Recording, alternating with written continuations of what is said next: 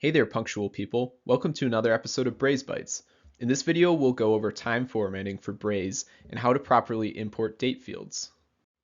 Is this July 6th or is it June 7th?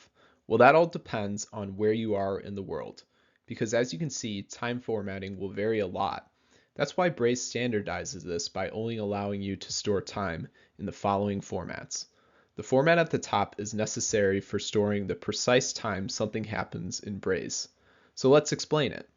That T is a permanent time placeholder before the hours, minutes, and seconds that follow. This is a designation for fractions of a second, and Z is a designation for the Greenwich time zone, but this won't be present if you offset for your own time zone.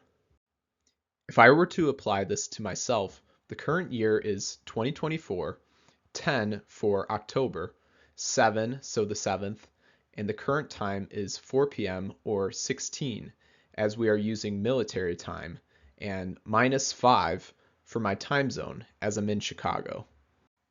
So Excel specifically can get pretty wonky with auto formatting for dates, and when you save it as a CSV, it might not convert the way you'd expect. So for example, these dates will save as a string, and when you try to import it, you're going to get a malformed row error. This is because it's not an allowed format. If instead we convert it to an allowed format, then it's going to import correctly.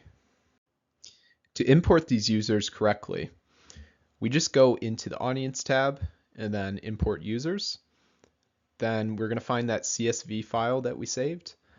And then we see that the import was accepted as we use the right time format, and the renewal date column is going to be recognized as a time type by Braze. It's important to remember to specify the time zone in that column, as Braze will convert the fields to the zone that you set for your company in the admin settings.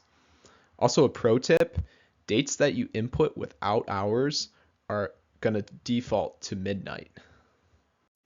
Thank you for your time, and don't forget to visit covalentmarketing.com for more support with Braze. Also, watch part 1 here.